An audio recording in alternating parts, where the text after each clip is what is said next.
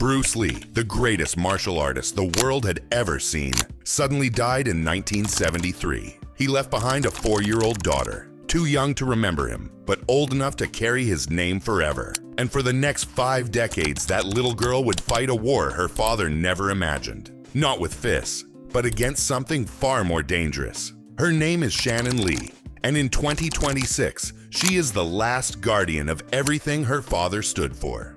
But this isn't just a story about protecting a famous name. It's about a woman who faced losses most people couldn't survive and still chose to stand. What she's been fighting against and what it's cost her, that's the part nobody talks about. And once you hear it, you'll never see the Lee name the same way again. Now let me take you back to 1969, the year Shannon Lee was born. Her father was Bruce Lee, a man quickly becoming the most famous fighter on the planet. So just imagine this. Your dad is a global superstar. Your family keeps moving between Los Angeles and Hong Kong. And everywhere you go, people know your name.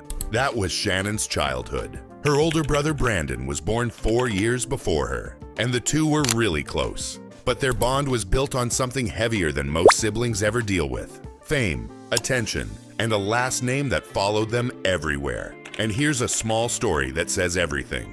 Other kids at school would say, "My dad can beat up your dad." Shannon would just smile, because her dad actually could. He was Bruce Lee. Nobody was winning that argument. But in 1973, right after finishing his biggest movie, Enter the Dragon, he was suddenly gone. He died at just 32 years old. Shannon was only 4. Too young to remember him clearly, but old enough to feel that emptiness every single day. And that emptiness would shape everything she did from that point forward. On July 20th, 1973, Bruce Lee died suddenly in Hong Kong. He was only 32 years old. He left behind his wife, 2 small children, and a legacy that was just getting started. Shannon was 4, old enough to feel that something was deeply wrong, but too young to understand why. Now think about that for a second. Imagine losing your father before you can even form real memories of him, and then watching the entire world celebrate him while you grow up without him. That's what Shannon lived with, every single day.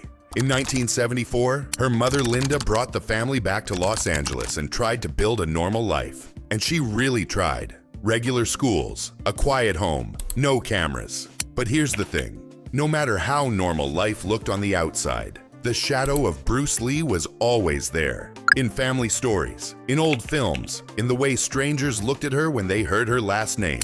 Shannon couldn't escape it, because the whole world wouldn't let her forget. But she also didn't want to forget. She just wanted to know the real man behind the legend. And that search for the truth about her father would eventually lead her somewhere most people didn't expect. She decided to train, and she chose to learn from the men who knew Bruce Lee best. Now here's what a lot of people assume, that Shannon just inherited her father's skills because of her last name. But that's not how it worked, not even close. She had to earn every single bit of it. Shannon trained in Jeet Kune Do, the martial art her father created, under Richard Bustillo and Ted Wong, 2 of Bruce Lee's original students. These men didn't go easy on her because she was his daughter.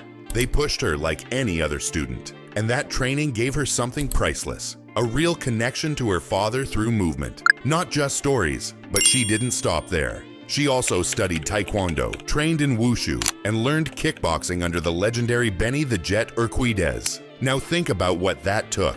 Stepping onto a mat where everyone is comparing you to the greatest martial artist who ever lived. The pressure to match him, the fear of falling short, and she kept showing up anyway. But here's what made her different. She didn't just learn the moves. She understood the philosophy behind them, that martial arts should grow with the person. And that understanding would take her somewhere nobody expected.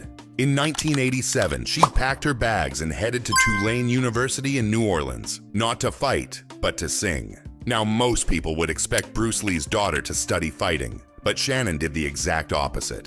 In 1987, she enrolled at Tulane University in New Orleans, a city far away from Hollywood and everything her family was known for. And what did she study? Vocal performance, singing, opera, and musical theater. Think about that. The daughter of the most famous martial artist ever chose to find her own voice through music. At Tulane, nobody treated her like Bruce Lee's daughter. She was just Shannon, She performed in musicals, appeared in concerts, and learned the discipline of stage performance. Those years taught her confidence, storytelling, and how to command an audience, skills that would become incredibly useful later. And here's a beautiful detail. Decades later, her own daughter, Ren, enrolled at the same university. 3 generations of the Lee family connected through education and independence. But Shannon's quiet college life was about to end. In 1993, the film world came calling, and she stepped in front of cameras for the very first time. But that same year would also bring the most painful moment of her entire life. 1993 should have been a proud year for Shannon. She got her first acting role, a small cameo in Dragon: The Bruce Lee Story, a film about her father's life. Imagine walking onto that set, seeing someone play your dad, wearing costumes from a time you barely remember. It was emotional, but it was also beautiful. And then everything shattered. On March 31st, 1993, her brother Brandon was shot and killed on the set of The Crow. A prop gun fired a real bullet because someone on that set didn't follow basic safety rules. He was only 28 years old. Now think about what that means for Shannon. She lost her father at 4, and now at 24, she lost the only person who truly understood what it felt like to be a Lee. 2 deaths, both sudden, both senseless, and Hollywood just kept moving. Brandon's film became a cult classic, but for Shannon, watching it succeed came with pain most people can't imagine. That tragedy could have pushed her away from this industry forever, but instead, she made a choice that changed everything. After losing her brother, most people would have walked away from Hollywood completely, but Shannon didn't run. She walked straight in. Throughout the 1990s and early 2000s, she took on roles in action films like High Voltage, Enter the Eagles, and even Blade. And unlike most action actresses, Shannon could actually fight. Her real martial arts training made every scene feel authentic. But here's what was really happening behind the scenes. Every film set taught her something new. Camera angles, fight choreography, how the industry actually works. And think about what it took to walk onto a set after what happened to her brother. Every single time, she carried that memory with her. But she kept going because she wasn't chasing fame. She was learning the tools she would need for something much bigger. By the mid-2000s, Shannon quietly stepped away from acting. Her last role came in 2012 with a short film called Tekken Reload. And people wondered, why did she stop? Because she realized her real power wasn't in front of the camera. It was behind it, and her father's unfinished visions were waiting. In 2008, Shannon made her biggest move yet. She stepped behind the camera. Her first major project was The Legend of Bruce Lee, a 50-episode television series about her father's journey from Hong Kong to global fame. Now think about what that means. Producing a show about your own father's life. Every scene, every decision, every word of dialogue. It all shaped how millions of people would understand Bruce Lee. And Shannon made sure it was done right. No exaggeration, no Hollywood nonsense. Just the real story of who her father actually was. The show became a major success across Asia.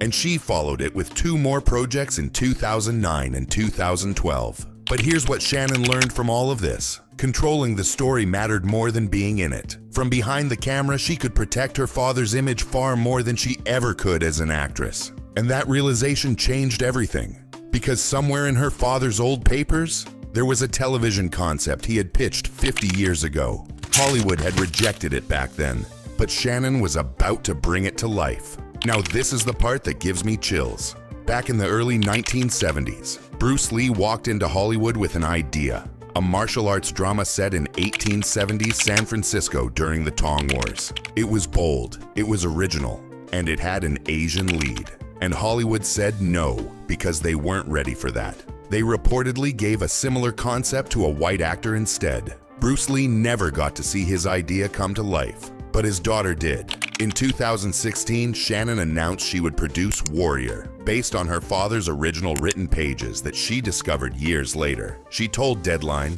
"The journey began 50 years ago with him." Think about that, holding your father's actual handwriting, reading ideas he created before you were even born, and knowing they were rejected, and then making them real. Warrior premiered in 2019, and audiences loved it. By 2023, it reached its 3rd season on Max, becoming one of the most successful projects ever built from a dead creator's vision. But Shannon's work wasn't done. Because protecting her father's legacy needed more than just one show.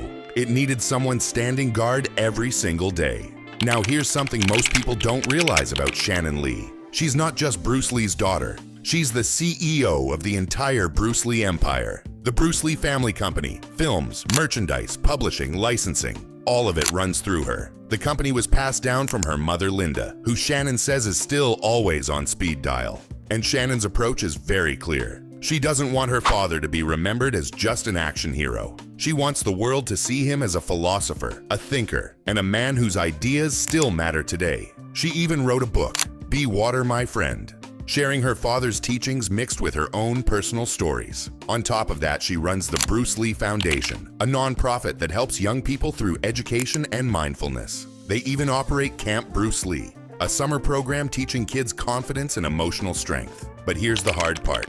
Every single day, someone tries to exploit her father's image. Hollywood, brands, content creators, they all want a piece of Bruce Lee. And Shannon stands between them and his truth. But she also carries another fight, one rooted in her brother's death. And in 2026, that fight is far from over. Now remember what happened to Brandon in 1993, killed by a prop gun on a film set. For almost 30 years, Shannon pushed for change in Hollywood. And for almost 30 years, the industry did almost nothing. Then in 2021, it happened again. A cinematographer named Helena Hutchins was killed on the set of Rust by the exact same kind of accident. And Shannon was furious. She called for a complete ban on real guns on film sets, arguing that technology today can create the same effect without killing anyone. Think about that. Fighting for something for 3 decades, watching another family go through the same pain and still being ignored. In 2026, she's still pushing, still demanding the reforms that could have saved her brother's life. Because to her, the answer is simple. No movie scene is worth a human life. Her family already paid that price, and she refuses to let anyone else pay it too. So here's the truth about Shannon Lee. She didn't choose this life, it chose her.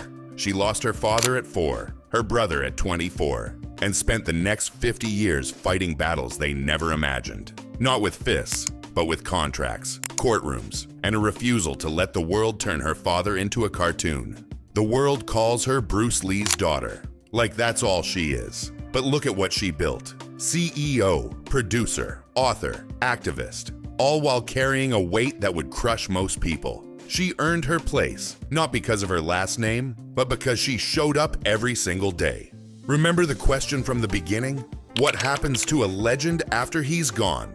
Now you know, his daughter becomes the last guardian, and she's not going anywhere. Shannon Lee lost her father at 4, and her brother at 24. 2 tragedies that would break most people, but she turned that pain into purpose. From growing up in her father's shadow, to becoming the CEO of his entire empire. From training under his original students, to producing his rejected television concept 50 years later. From watching her brother die on a film set, to fighting for reforms that could save others. She didn't just inherit a famous name, she earned every single thing she carries today. And in 2026, she's still the last guardian, standing between her father's truth and a world that wants to exploit it. If this story moved you, hit subscribe and turn on notifications for more stories like this. Now tell me in the comments, what do you think is the hardest part of Shannon's job? Protecting her father's philosophy from exploitation, fighting for gun safety in Hollywood, or carrying the weight of 2 tragedies while doing both? Drop your answer below, because your voice matters here.